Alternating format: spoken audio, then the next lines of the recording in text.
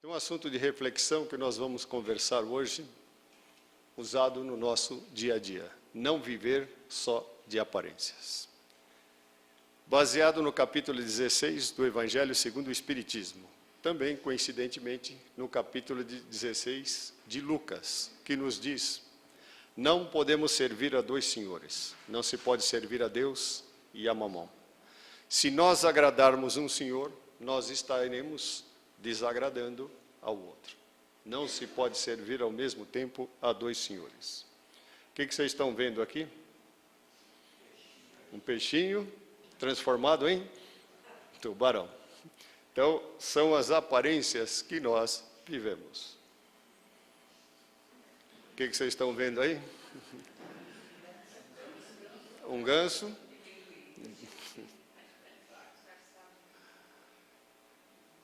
Então é isso que nós vamos falar hoje. Não se pode servir a Deus e a Mamon.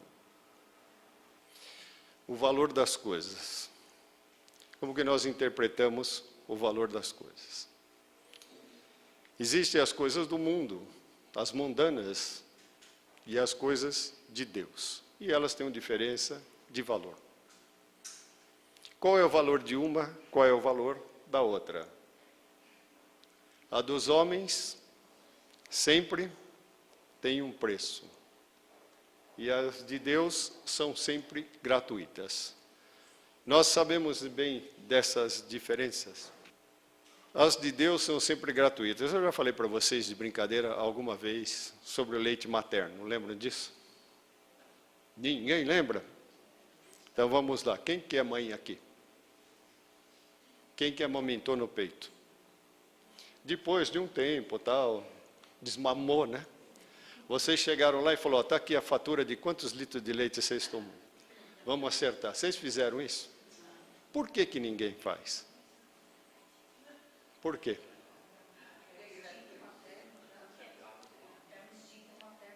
Ô monge, você deixou passar batido? Não entregou a fatura, não? Feito por amor. As coisas de Deus são gratuitas. E a brincadeira que a gente faz, né? Quem pagou pela reencarnação aqui? Todo mundo está reencarnado aqui, não está? Todo mundo? Quem pagou pela reencarnação? Ninguém pagou? Não veio nota, não veio fatura, nada? Por que que não veio? Porque as coisas de Deus são gratuitas. E nós entendemos assim? Muitas vezes não compreendemos. O que lembra para vocês isso? Um passeio com a família. Quem foi passear com a família no final de semana? Ninguém foi? Levou iPad, iPod, aí não sei o quê? Notebook, netbook? Levou aquele obsessor eletrônico? Quem levou o celular? Levou o celular? Então não foram passear com a família. Olha a dependência que isso nos causa hoje. Alguns poderão dizer: não, mas se eu levo o celular é porque eu me relaciono com o mundo e a família. Enquanto nós olhamos o Facebook e outros mais, nós não falamos com a família. E nós ganhamos o computador, não foi? Como um instrumento de trabalho. E como é que nós estamos em relação ao computador? Olha as parafernálias que se usa hoje. Isso se transformou na nossa vida virtual. Que vida nós vivemos hoje? A vida virtual. Deus nos deu um instrumento computador para que facilitasse a nossa vida, nos tornássemos mais rápidos e pudéssemos ter tempo disponível para quê? Para a nossa família. Nós chegamos em casa, vamos para onde? Computador. E hoje se diz assim, eu pratico a multitarefa. Eu consigo ver televisão, ler o jornal e usar o computador ao mesmo tempo. Esse é o que o marido faz quando chega em casa. A mulher usa notebook na cozinha. O filho preso num quarto, jogando no computador. A filha presa no outro quarto, jogando no computador, conversando com as amigas. De repente a mãe recebe aquele e-mail, né? Um WhatsApp. Mãe, faz um sanduíche de mortadela para mim e um suco de laranja. Esta é a comunicação virtual hoje. Se nós estamos assim, quem faz o link familiar hoje? Quem realmente se relaciona, faz a ligação na família?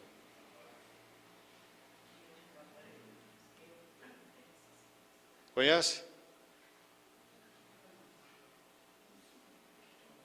O famoso Totó. Por isso que nós temos os mascotes hoje. Porque nós não conversamos entre nós. Nós dependemos de quem? Do Totó.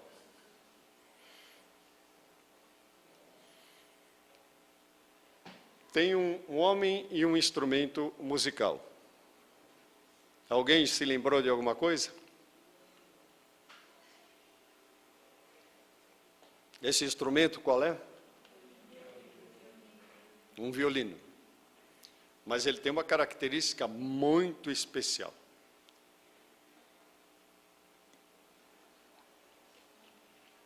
Esse é um Stradivarius. Ouviram esse nome? Então vocês vão perceber que a caixa desse instrumento é diferente.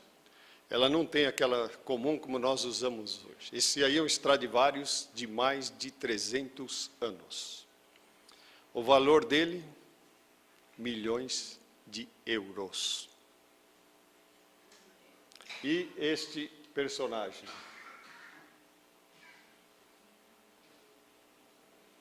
Joshua Bell, um dos maiores violinistas da atualidade. Era uma manhã de verão em Nova York. Ele se apresenta em uma estação do metrô, vestindo boné, camiseta, jeans e tênis, trazendo essa caixa diferente na mão. Encosta-se numa das pilastras, abre a caixa e começa a tocar. Músicas maravilhosas que vocês conhecem. E fica lá por 1h30. Os americanos passavam por ele com aqueles potes enormes de pipoca, aqueles cafés enormes. Muito poucas pessoas pararam para ouvi-lo. Cerca de um mês antes desse acontecido, ele esteve em Boston, no Symphony Hall de Boston, se apresentando, onde o ingresso mais barato custava mais de $1.000, cerca de $1.200. Lotações esgotadas. Por que a diferença? Não era o mesmo instrumento musical? Não era o mesmo músico? Qual é a diferença?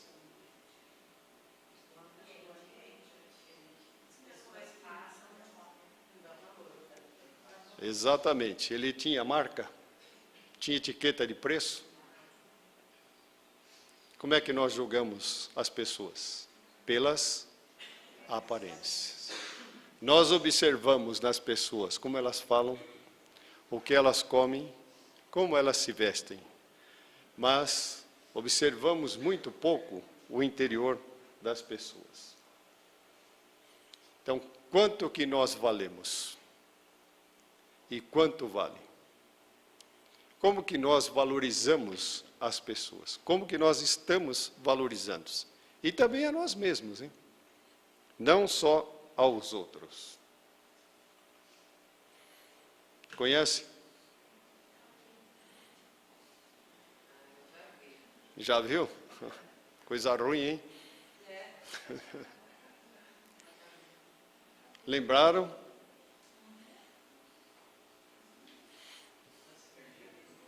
Agora nós vamos contar uma história do computador, hein? Era uma noite fria e escura. Havia poucas estrelas no céu. Daniel bebia uma xícara de café, sentado em sua cadeira favorita, lendo à frente do computador, lendo os e-mails, tantos, que ele perdeu a noção de tempo. Eram 3h15 da madrugada. Quando ele se levanta para depositar a xícara em cima da pia da cozinha e se dirige à geladeira procurando encontrar algo para beber, ele sente um arrepio. Quando ele se vira, ele vê uma figura muito conhecida, mas pouco admirada, vestindo um manto negro com capuz, do qual só os olhos podiam ser vistos. Quem era? E a morte diz a Daniel: vim buscar você. Ele recua amedrontado, olha para a morte e diz: confesso que eu não o esperava tão cedo. Mas a sua hora chegou. Prepare-se que nós vamos partir. Daniel, irritado, diz à morte: como que eu posso partir? Eu tenho uma menina de 6 anos de idade e eu não posso ir embora, deixá-la aí. Todo dia, quando eu chego do serviço, quando eu entro por aquela porta, ela vem me abraçar e dizer que me ama. E eu nem pude participar da minha vida com ela. Meu filho, que tem 12 anos, quase não fala comigo. E nós já não conversamos muito. E a minha mulher, nem sei se eu a amo. Faz muito tempo que nós não nos falamos. A morte diz a ele: quando a sua mulher convidava você, vamos sair, vamos ao cinema, vamos namorar, qual é a sua resposta? Eu não tenho tempo para essas frescuras. A morte diz a ele: o que você fazia? Não é faz, hein? Fazia. Trabalhava numa fábrica de calçados. Era operário? Não. Trabalhava na administração. A morte diz para Daniel: então você tem algum conhecimento. Não é uma pessoa que não leu nada, não viu nada. E o que você pensava quando você se casou? Daniel responde: eu queria ser feliz e fazer parte da alta sociedade. Você conseguiu? Brincadeira? Você me encontra 3 horas da manhã, sozinho, e acha que eu sou feliz no casamento? E assim a conversa vai. E a morte fala para ele: vamos embora. Mas ele fala: eu não posso ficar mais um pouco. E a morte responde: eu sou simplesmente um peão. Eu sou aquele que transporta, ajuda no transporte de uma vida para outra. Nada mais. As pessoas pensam que podem me comprar, que podem me enganar para modificar o seu comportamento. Quando eu chego, elas se ajoelham, pedem, imploram. Dizem que serão diferentes. Mas quantos aniversários você teve? Quantas festas? Quantas oportunidades você teve para dizer aos da sua família que você os amava? E você não fez. Por que agora você quer esse tempo? E a morte diz a Daniel: vamos embora. Eu não posso dizer para você para onde nós vamos, mas digo que não será tão ruim como você pensa. Daniel olha para a morte e diz: eu pensei que você fosse mais dura. Ela diz: nada é o que parece. Ele sai da casa, os espera um veículo fluídico, que Daniel nunca havia visto algo igual. Suavemente ele abre a porta, eles entram. Suavemente ele fecha a porta e sai. E os dois estão lá e Daniel começa a chorar. A morte diz a Daniel: para que passemos o tempo, vamos jogar uma partida de xadrez? Joga xadrez, Tânia? Quem joga xadrez daqui? Qual é a característica principal do xadrez?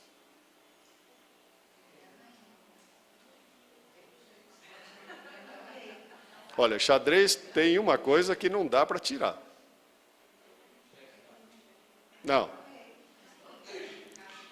No jogo de xadrez, não existe o fator sorte. Não existe o fator sorte. O jogo de xadrez, ele começou no Vale do Indo e foi transportado para a Pérsia, hoje o Irã. Quando ele estava nesse tempo, ele era um jogo de combate. Ele tinha elefantes e tinha os carros de combate. Os árabes o transformaram e trouxeram para o Ocidente como nós o conhecemos. E o jogo continuava. E Daniel chorava. Ele ganha um cavalo e conquista uma torre. Mas nem isso o alegrou. De repente, ele diz à morte: checkmate. A morte olha para ele e diz: felicidades.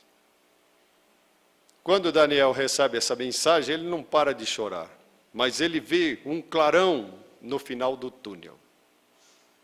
Olhando para lá, ele percebe que aquela é a janela do quarto dele. E ele continua sentado na mesma cadeira. Em vez de gritar, estou vivo, ele corre para o quintal, ajoelha-se e fala: obrigado, Senhor, pela oportunidade. Vai ao quarto da sua filha, a beija. E diz que a ama. Vai ao quarto da mulher, da mesma forma. Entra no quarto do menino e faz cócegas nos pés dele. O menino olha para o relógio e diz: pai, 6 horas da manhã, não está no horário de acordar. E hoje é domingo. E ele fala: eu não vim chamar você para a escola. Eu vim para dizer que eu amo você. E depois de muito tempo, dormiram abraçados. Nós temos as coisas de Deus e as coisas dos homens. E a vida é feita de escolhas. E nós podemos escolher. A Tânia agora é empresária, né? Porque quando a morte disse para Daniel: não adianta você ficar desse jeito, que todo mundo vai igual. Caixão de defunto não tem gaveta. Daniel diz para a morte: você que pensa. Agora a Tânia é empresária. Ela montou uma empresa chamada Transportes Boa Viagem. O que ela fabrica? Não, tem que falar urna funerária, não pode falar caixão de defunto. Mas tem outros que fabricam isso também, não é tudo igual? Qual é a grande diferença que a Tânia fez? Ela oferece a primeira cortesia que a Tânia oferece. Até 40 centímetros, ela oferece um fundo falso. Então, vocês podem ir lá escolher se querem gavetas, prateleiras, tipo de repartições. Até 40 centímetros por baixo, vai disfarçado. Mas ela oferece outra vantagem. Pode ir lá levar tudo e experimentar. Depois ela distribui os cartãozinhos, viu? Jogo de xadrez. No xadrez não existe o fator sorte. Pense nisso, hein? A vida é feita de escolhas. O que nós escolhemos? O abraço ou o xadrez? O que vocês escolhem? Então aproveitem e se abracem, que não custa nada e não vai doer nada. Por favor, se cumprimentem.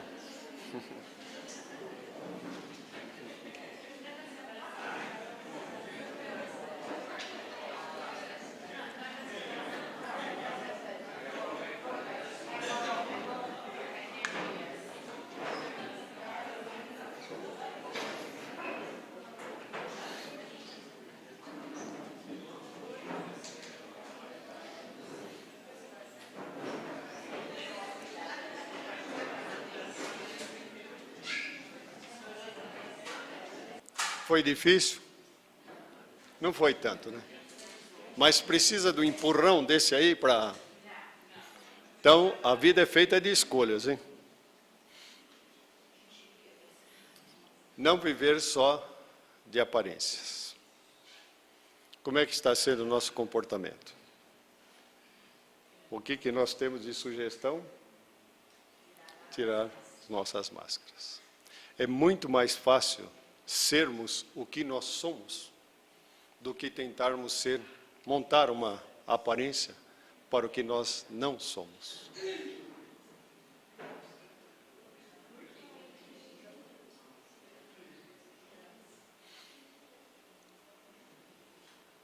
O que ele nos mostra? Se nós estamos aqui na casa espírita, se nós estamos nos relacionando dentro da doutrina, o que nós estamos buscando? Uma vida nova. E a oportunidade está aí. E nós fazemos?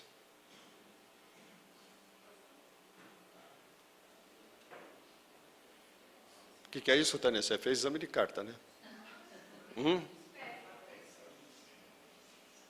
Em alguns lugares, ele é chamado de sinaleira, não é, amor? É uma sinaleira. O que ela nos traz? Sinais.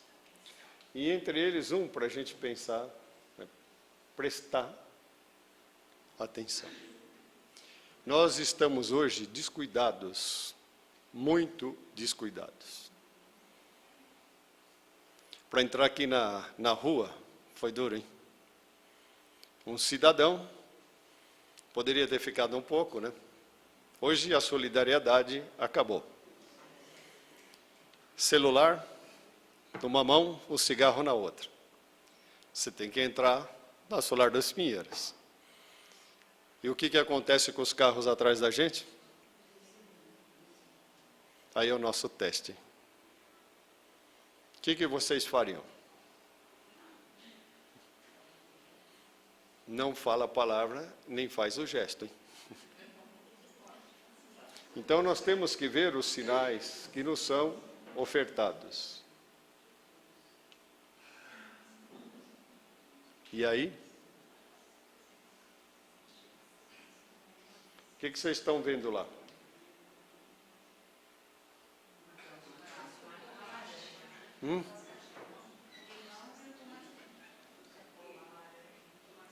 Aí, espírita não mente, hein? Como é que nós estamos? Vamos dizer que fosse um de vocês lá, que estava tentando entrar na Solar dos Pinheiros, e o carro buzinando atrás, e aí? Essência ou é aparência?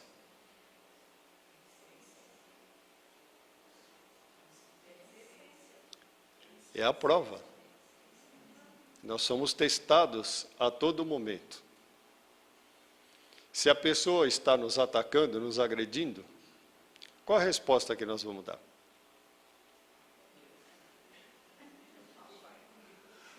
O defeito de quem é? É do outro. Não é nosso. Por que nós vamos ter que sofrer assim? Se o defeito não é nosso. Depende de quem? De nós. E nós temos as oportunidades da mudança na própria existência. Vocês acreditam que em uma reencarnação nós poderemos fazer a nossa transformação total?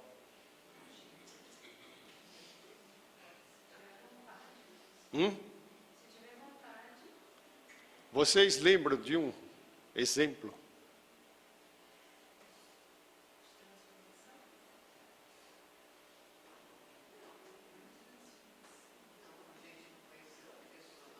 Mas nós não conhecemos a pessoa, mas nós ouvimos a história, muitas vezes.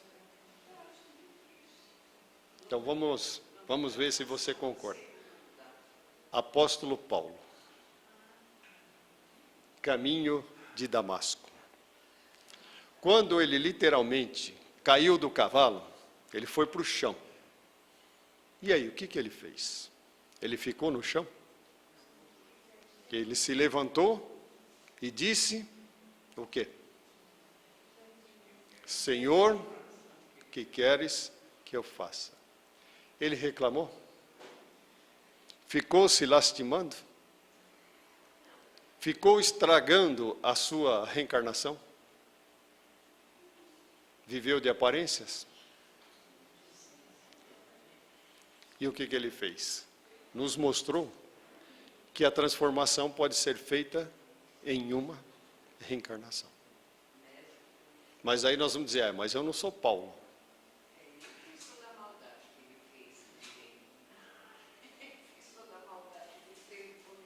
Olha, nós temos que pensar assim. Nós somos personagens redondos. Vocês aprenderam que a sujeira guarda nos cantos, não é isso? Mas nós não temos cantos.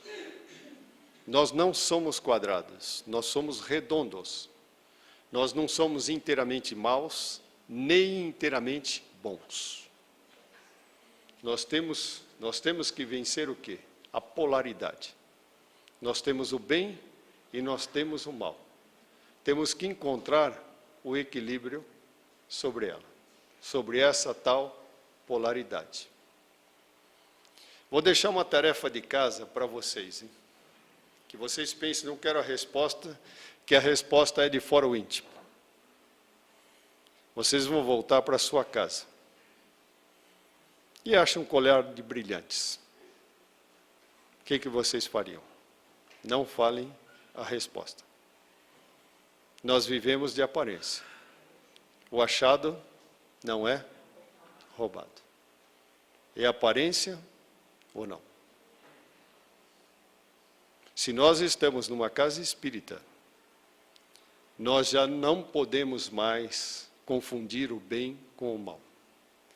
Aonde nós conseguimos estar no bem, nós não podemos mais trazer o mal para a nossa vida. Mas aonde ainda está o mal, nós podemos levar o quê? O bem.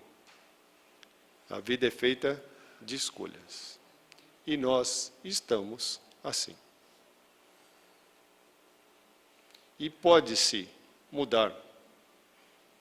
A vida dá, às vezes, uma segunda chance, embora nós não acreditemos nisso. Um jovem médico, que havia seduzido e abandonado uma adolescente, que buscou o caminho errado através do suicídio. Quando ela percebeu que estava grávida, procurou a ajuda desse médico, ele foi embora e abandonou, sem saber que ela estava grávida. Casou-se com outra moça, da qual ele já era comprometido. E desse casamento nasceu uma menininha. Feia, horrível, com uma série de dificuldades e com deformidade. Dificilmente os médicos acreditavam que ela sobreviveria, mas ela sobreviveu. A mulher, passado algum tempo, abandonou o marido, dizendo que ele havia passado aquela coisa ruim para ela. Da grande sociedade, da clínica médica que ele tinha, ele foi obrigado a abandonar, porque essa pequena criatura não ficava com ninguém. Quando uma das cuidadoras a pegava ao colo, ela debatia demais, e nenhuma parava no emprego. E ele foi obrigado a abandonar a clínica, porque ninguém quer um sócio que não vem trabalhar. E assim a coisa foi. Alguns espíritos o influenciavam a que ele praticasse eutanásia. É fácil para você. Dá uma medicação, você é médico. Os outros não. Persista, persista. Um dia, por inspiração, ele lembrou-se daquela menininha da cidade do interior e começou a despertar nele o desejo de voltar lá. E ele foi. Acomodou a menininha no banco de trás do carro e foi. Dirigiu-se ao hospital onde ele trabalhava. Não foi difícil de conseguir o endereço da mãe da menina. A enfermeira que estava lá de plantão o reconheceu e com facilidade passou as informações para ele. Ele foi à casa dela. Quando a mulher o viu, o recebeu com alegria tal. O marido, não, que nunca o havia visto, mas pelo fator de passado que nós conhecemos, reconheceu nele um desafeto. Quando o marido e a mulher viram aquela criança, tiveram uma reação de surpresa. Mas a mulher pegou a criancinha ao colo. E o médico surpreendeu-se que pela primeira vez ela se deixou aconchegar com alguém. E entre a menininha e a senhora é o amor à primeira vista. Convidaram para entrar, ele entrou e conversa vai, conversa vem, pediram para que ele dormisse lá. Arrumaram um quarto e tal. Depois do café da manhã, ele foi muito bem tratado, baixou o sentimento de remorso. E ele contou para o casal o fato, porque até então ele não sabia que a menina havia morrido. E o casal disse a ele, não sabemos, naquele tempo não tinha o exame médico legal e não ficou constatado. Ele voltou para o quarto e começou a arrumar a menina para ir embora. Mas a mulher veio, o abraçou e lhe disse, não podemos viver só pelas aparências, porque todos nós somos pecadores. Todos nós temos culpa. E eu não poderia ser uma cristã se eu não perdoasse você. O marido seguiu a orientação da mulher e da mesma forma. Nisso aparece o motorista da ambulância do hospital e diz a ele, doutor, houve um acidente, não temos médico suficiente no hospital, precisamos da sua ajuda. E ele foi para o hospital. A mulher pode ir sossegada, eu cuido da criança. E ele acabou ficando com eles. Quem é essa menininha? É a reencarnação daquilo lá. Então, temos oportunidades, se nós soubermos. E se não vencermos as nossas provas, nós estaremos transformando as nossas provas em expiações. Só depende de nós. E todos nós sabemos que qualquer expiação é uma punição. Não teremos as mesmas facilidades do primeiro estágio. Então vamos procurar aproveitar as coisas que nos são gratuitas. E lembremos, hein? Quem faz aniversário hoje?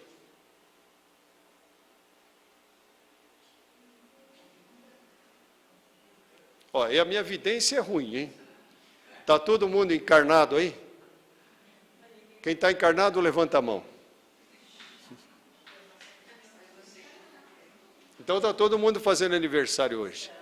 Mais um dia de vida. Nós lembramos de agradecer? As coisas de Deus são sempre gratuitas. Dentro da casa espírita, nós conseguimos chamar todos de irmãos. E lá fora. Voltaremos para nossos lares. E como que será lá? Como que nós nos comportamos lá fora? Ou na nossa casa? Chamamos nossos amigos de irmãos? Aliás, chamamos nossos irmãos de amigos. É ruim? Mas podemos. Não podemos? Depende de nós. Quando chegarmos em nossa casa, ao colocarmos a mão na maçaneta da porta, antes de introduzir a chave na fechadura, vamos lembrar de Deus e agradecer. Nós temos um lar para voltar. Nós pertencemos a uma família. Nós pertencemos à fraternidade Irmã Maria. E esquecemos disso. Não é porque não falte o pão, a nossa mesa, que não falte a mesa de nosso irmão. Voltemos, procuremos estar aqui envoltos de pensamentos de paz, de amor e de perdão. Lembremos do apóstolo Paulo quando ele nos diz: quem ama nunca desiste, porém a tudo suporta com fé, esperança e humildade. Se a tudo suportarmos, esse amor poderá nunca se acabar. Se insistirmos de verdade, ele poderá durar para sempre. Porque o amor e o perdão constroem uma ponte para a eternidade. O nosso corpo material é igual uma concha que será largada na areia da praia. Mas a nossa alma é a pérola purificada que subirá para Deus. Que nós sejamos, então, muito mais caridade do que vaidade, e que não vivamos pelas aparências. Jesus abençoe a todos. Obrigado pela paciência, pela tolerância.